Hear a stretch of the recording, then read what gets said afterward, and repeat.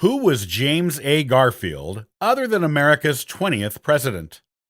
He is mostly remembered for being assassinated while in office, but there is so much more to this highly accomplished man than that one thing. On today's episode of the Ancestral Findings Podcast, I'll share with you his real story, along with his accomplishments before and during his short but influential presidency.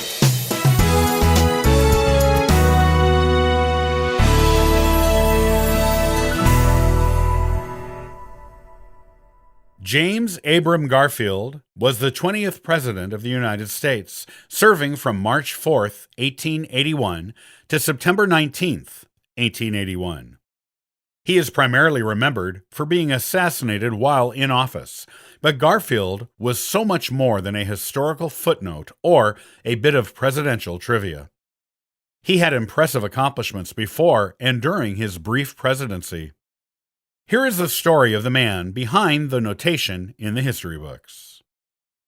The youngest of 5 children born to Abram Garfield and Eliza Ballou, Garfield spent his childhood years in a log cabin, much like Abraham Lincoln, only Garfield's cabin was in Orange Township, now Moreland Hills, Ohio. Abram Garfield was from Worcester, New York, and followed his childhood sweetheart, Mehatable Ballou, to Ohio when her family moved there. He intended to marry her, but found her already married upon his arrival. Instead, Abram Garfield married Mehatable's sister, Eliza.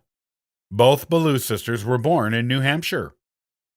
Abram Garfield set up farming on the land where the little log cabin sat, with Eliza by his side. An older son, also named James, died as a baby, and the James who would become president was named after his older brother he never knew. Abram died in 1834 when James was only 3 years old, and he and his mother and older siblings lived in poverty in that cabin for some time. Eliza Ballou Garfield was a strong-willed woman, however, and she worked hard to give her children whatever she was able. Eventually, Eliza remarried in 1842 to Warren Belden, but he proved an unsuitable husband to her and stepfather to her children. She took her children and left him, and was granted an almost unheard of, for the time, divorce from him in 1850. James Garfield obviously never cared for his stepfather, because when Belden died in 1880, James noted it in his diary with a tone of satisfaction. Because of his poverty and the fact he had no father, as Eliza left Belden long before the divorce was actually granted, James Garfield was often teased by his fellow students and the other local boys in town. He made his escape from this annoyance by reading, and became a voracious reader of everything he could get his hands on at a young age. He also took the first opportunity to leave town, going to Cleveland at age 16 in 1847 to look for work on the ships that sailed the Great Lakes. The only ship in the harbor at the time rejected him, but Garfield was determined. He got work on a canal boat as a mule manager. Mules pulled the boat as it did its canal work, and Garfield was in charge of taking care of them. James Garfield did not work on the canal boat long, however. He became ill after 6 weeks on it and was forced to go back home. While his mother was nursing him back to health, she made him promise to postpone going back to the boat until he had completed another year of schooling. As he promised her, he enrolled at Geauga Seminary in 1848, a school located in the nearby Chester Township. Garfield later said he felt like he wasted the first 17 years of his life due to having no money and no father to inspire him, and believed he would have accomplished much more by that age with both wealth and a father to back him up. But he did finally find the inspiration he'd been searching for without knowing it when he enrolled in the school. He became an exemplary student and excelled particularly at languages and public speaking. He worked his way through school by going from town to town as a teacher, which he disliked. He eventually found a permanent place teaching at Hiram College in Ohio and was allowed to teach while being a student there. While at Hiram, he re-encountered a young woman he'd met at Geauga, Lucretia Randolph. She had also enrolled at Hiram, and James tutored her in Greek. He already was attracted to her from her previous school, and their courtship began in earnest at Hiram. Garfield finally enrolled at Williams College in Williamstown, Massachusetts, and was admitted as a third-year student due to his previous work at other schools. He graduated as salutatorian in 1856, then returned to Ohio to teach at Hiram as a full-time teacher. He was made the president of the college the next year. He didn't believe a career in education would allow him to reach his full potential or fulfill his interests, however. He married Lucretia Randolph in 1858 and eventually had 7 children with her, 5 of whom survived childhood.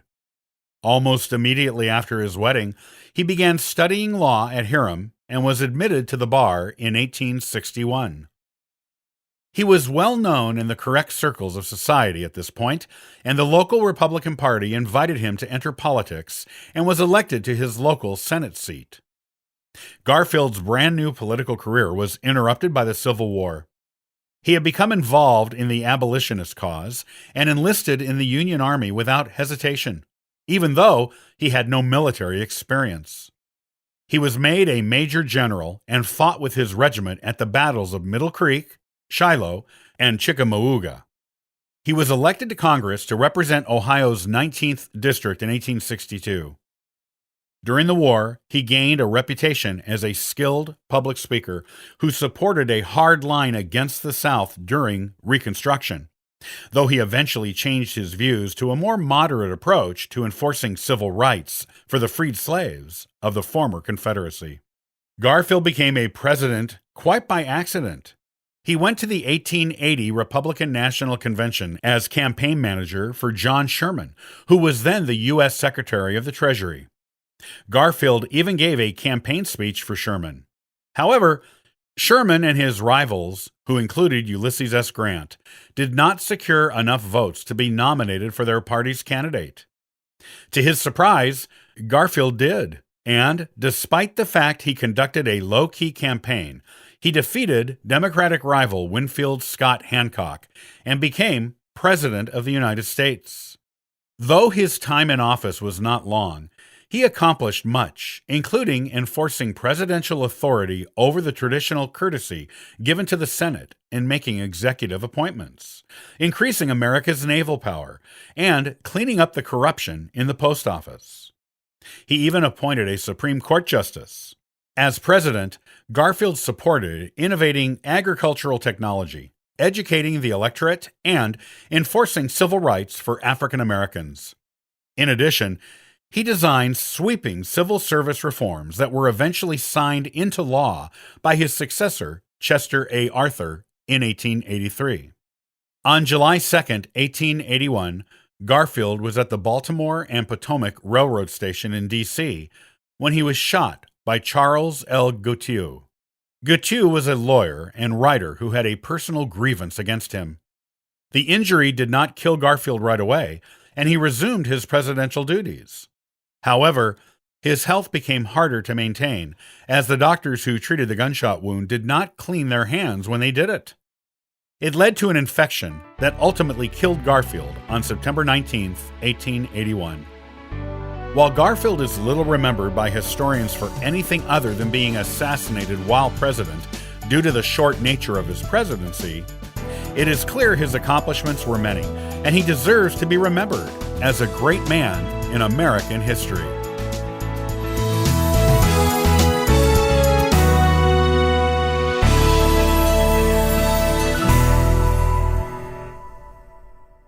Are you researching your African American family tree and not getting as far back as you would like to? You're not alone, and you are not without resources. There may not be many records on your ancestors, but there are enough that you may find them. Join me on the next episode of the Ancestral Findings Podcast, and I'll show you how to do it. Copyright by Ancestral Findings, all rights reserved.